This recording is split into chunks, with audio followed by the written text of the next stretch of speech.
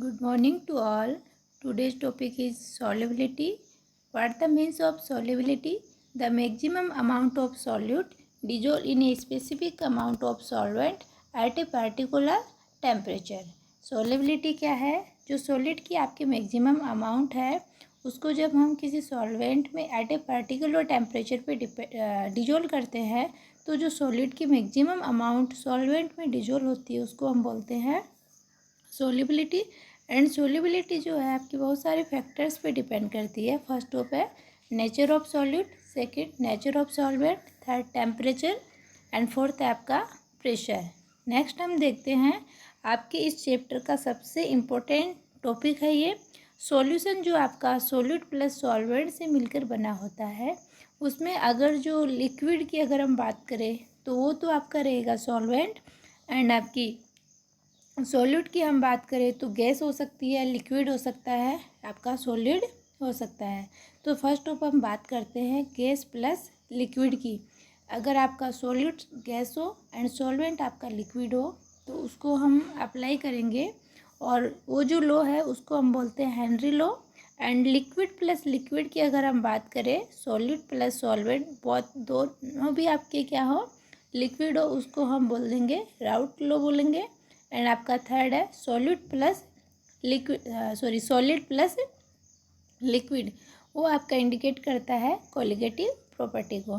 तो first of हम लेते हैं solubility of solid in liquid कि जो सॉलिड है उसको अगर हम लिक्विड सॉल्वेंट में डिजोल्व करते हैं तो उसकी सॉल्युबिलिटी में टेम्परेचर प्रेशर का क्या इफेक्ट होता है, किस तरीके से वो डिजोल्व करती है, प्रोसेस क्या होगा।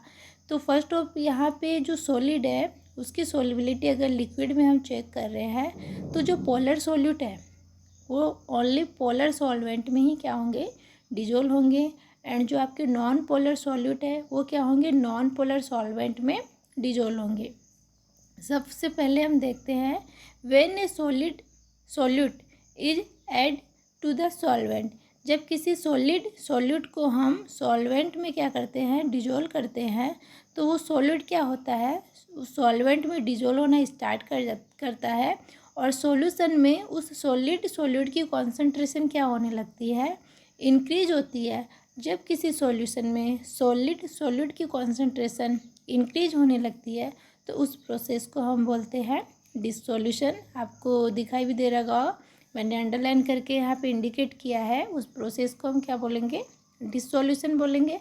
नेक्स्ट है जो सॉल्यूट है पार्टिकल्स है, जब उनको हम सॉल्वेंट में डिजोल्व करते हैं तो वो क्या करते हैं उस सॉल्यूशन में अच्छे से डिजोल्व नहीं होते हैं, तो कुछ पार्टिकल तो सॉल्यूट की डिजोल्व हो जाते हैं और कुछ पार्टिकल जो डिजोल्व नहीं होते हैं वो डिजोल्व पार्टिकल के साथ क्या करते हैं रिएक्ट करते हैं और कोलाइड का फॉर्मेशन करते हैं। तो वहाँ पे जो कोलाइड का फॉर्मेशन होने से जो अनडिजोल्व पार्टिकल है वो एक तरीके से सेपरेट हो जाते हैं सॉल्यूशन में, और उस जो प्रोसेस है उसको हम बोलते हैं क्रिस्टलाइजेशन। क्या बोलेंगे क्रिस्टलाइजेशन प्रोसेस। यहाँ पे आप देख पा रहे हैं मैंने एक डायनेमिक इक्विलिब्रियम एरो के थ्रू आपको एक्सप्लेन किया है। सॉल्यूट प्लस सॉल्वेंट है, ये मिलके आपके बना रहे हैं सॉल्यूशन। जब solute plus solvent means solute को सॉल्वेंट में जब हम डिजोल्व कर रहे हैं तो जो प्रोसेस है उसको हम बोल रहे हैं डिसोल्यूशन। एंड ये रिएक्शन आपकी फॉरवर्ड डायरेक्शन को इंडिकेट कर रही है। जब सॉल्यूशन से solute plus solvent means reaction backward direction में जा रही है उस प्रोसेस को हम बोल रहे हैं क्रिस्टलाइजेशन एंड इक्विलिब्रियम, या हम बोल सकते हैं ये जो रिएक्शन है वो क्या है आपकी डायनेमिक इक्विलिब्रियम में है। यहाँ पे आपकी नोट करने वाली बात ये है, मैंने रेड कलर के पेन से आपका यहाँ पे लिख के भी दिया है कि ये जो डायनेमिक इक्विलिब्रियम है at this stage the concentration of solute in solution will remain constant under given condition, कि जो सॉल्यूट की कॉन्सेंट्रेशन है वो क्या रहती है आपकी कांस्टेंट रहती है। नेक्स्ट है आपका इफेक्ट ऑफ प्रेशर, कि प्रेशर का क्या इफेक्ट होता है। अगर हम किसी सॉल्यूट की बात करें और उसके ऊपर जब प्रेशर अप्लाई करेंगे जब हम सॉल्वेंट में डिजोल्व कर रहे हैं तो वहाँ पे प्रेशर का कोई इफेक्ट नहीं होता है, वहाँ पे इफ़ेक्ट इसलिए नहीं होता है कि जो सॉलिड है वो क्या है, हाईली कंप्रेसिबल है, उनकी कंप्रेसिबिलिटी क्या होती है, कम होती है। क्यों? सॉलिड स्ट्रॉन्ग होते हैं तो बॉन्डिंग स्ट्रॉन्ग होंगे। नेक्स्ट रूल है आपका solubility of gas in liquid. जब किसी गैस सॉलिड को हम लिक्विड सॉल्वेंट में डिजोल्व करते हैं तो देखते हैं हम क्या होता है, इसको हम बोलते हैं हेनरी लॉ। और ये जो आपका लॉ है वो डिपेंड करता है नेचर ऑफ गैस, मतलब जो आपके सॉलिड पार्टिकल्स है उन पे क्या करता है, डिपेंड करता है। यहाँ पे हम ये कह सकते हैं कि जो जितने पोलर है, जिनकी पोलरिटी उतनी ज़्यादा होगी वो क्या होंगे, वाटर में उतना ही इजीली डिजोल्व होंगे। For example NH3 and HCl क्या है, हाईली सोल्यूबल है वाटर में compare to O2 and 2H2। उनकी सोल्यूबिलिटी क्या है, कम है, बिकॉज वो नॉन पोलर है। ओके। नेक्स्ट है आपका इफेक्ट ऑफ टेम्परेचर। टेम्परेचर का क्या इफेक्ट पड़ता है, तो यहाँ पे हम देख लेते हैं। Dissolution of a gas in liquid always is exothermic process. जब किसी हम गैस को लिक्विड सॉल्वेंट में डिजोल्व करते हैं तो ये जो प्रोसेस होता है वो एक्सोथर्मिक होता है। उसकी वजह से क्या होता है, जो गैस की सोल्युबिलिटी है लिक्विड में ऑलवेज टेम्परेचर इंक्रीज करने पे डिक्रीज होती है। जैसे जैसे हम टेम्परेचर इंक्रीज करेंगे तो गैस की सोल्युबिलिटी लिक्विड में क्या होती है, टेम्परेचर इंक्रीज करने पे डिक्रीज होती है। नेक्स्ट पॉइंट है इफेक्ट ऑफ प्रेशर।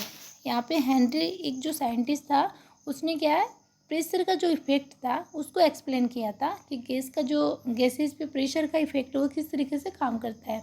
तो according to Henry law, Henry ने क्या कहा था, solubility of a gas, solubility of a gas in a liquid, कि किसी भी गैस की सोल्युबिलिटी लिक्विड में किस तरीके से काम करती है।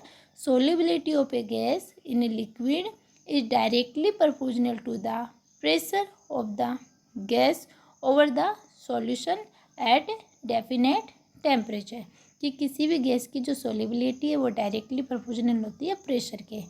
प्रेशर भी किसका, और द गैस सॉल्यूशन, जो ऊपर का जो सॉल्यूशन है, जो आपका सॉल्यूशन ऊपर का पार्ट है उसका जो प्रेशर, आउटर प्रेशर हम जो अप्लाई करेंगे गैस पे उसकी हम बात कर रहे हैं। जैसे मैंने यहाँ पे एक डायग्राम बनाया है, उस कंटेनर में मैंने गैसेस मॉलिक्यूल लिए हैं और ऊपर से मैंने क्या किया है, प्रेशर अप्लाई किया है। तो जहाँ ये प्रेशर जितना ज़्यादा होगा, जो मास है गैस का वो भी क्या होएगा, इंक्रीज होएगा। सोल्युबिलिटी भी आपकी क्या होएगी, इंक्रीज होएगी। क्यों, यहाँ पे जैसे जैसे हम प्रेशर इंक्रीज करेंगे तो जो गैस के सॉलिड पार्टिकल है वो डिजोल्व हो रहे थे, उनकी अमाउंट भी क्या होएगी, इंक्रीज होएगी। तो मास भी आपका क्या होएगा, इंक्रीज होएगा। अगर मास इंक्रीज हो रहा है तो मोल फ्रैक्शन भी क्या होएगा, इंक्रीज होएगा। एंड लास्ट आपकी सोल्युबिलिटी भी क्या होएगी, इंक्रीज होएगी। यहाँ पे अगर हम हेनरी लॉ की अदर सेंटेंस की बात करें तो इसकी 3 सेंटेंस है। फर्स्ट आप क्या, solubility of a gas in liquid is directly proportional to the pressure of the gas. Second आपका mole fraction is directly proportional to the partially pressure of the gas. And एक sentence और भी है इसका।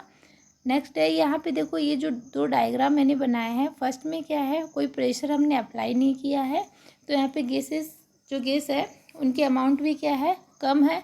Second वाले में हमने higher pressure apply किया है तो जो गैसेस मॉलिक्यूल है उनकी सोल्युबिलिटी भी क्या हो रही है, बढ़ रही है। इट मीन्स हम कह सकते हैं मोल फ्रैक्शन डायरेक्टली प्रोपोर्शनल है किसके, पार्शियली प्रेशर ऑफ गैस। तो P is directly proportional to the mole fraction and P यहाँ पे है partially pressure of gas and capital X जो है वो आपका है मोल फ्रैक्शन। एंड इस प्रोपोर्शनल के साइन को हम हटाएंगे तो आएगा P इक्वल KH.X। के आपका KH जो है आपका क्या है, हेनरी कांस्टेंट है।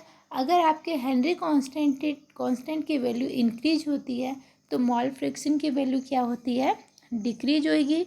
ये आपका है हेनरी लॉ और ये आपका इम्पोर्टेंट है। एवरी ईयर या हम कहें अल्टरनेट हेनरी लॉ पे 1 मार्क का क्वेश्चन पूछा जाता है, या तो इसकी एप्लीकेशन पे क्वेश्चन पूछा जाता है या फिर इसका जो सेंटेंस है उस पर क्वेश्चन पूछ लेते हैं। तो आपको सीधा सीधा इतना ही लिखना है, solubility of a gas in liquid directly proportional to the pressure of the gas. Okay, and इसके अलावा अगर आप चाहो तो एप्लीकेशन याद कर लीजिए। जो आपकी कोका कोला की जो बोतल होती है उसमें क्या है, CO2 गैस रहती है, तो वहाँ पे क्या है, हाई प्रेशर अप्लाई किया जाता है। जब हम बोतल का बंद करते हैं वो प्रेशर इसलिए हाई रखा जाता है कि वो CO2 की है जो अमाउंट है वो क्या है, इजीली सोल्यूबल हो जाए उसमें। तो वहाँ पे हम यूज में लेते हैं सी वाटर, जहाँ पे भी हम हीलियम गैस को यूज में लेते हैं। तो ये 2 एप्लीकेशन आप याद कर सकते हो। आज की इस वीडियो में इतना ही।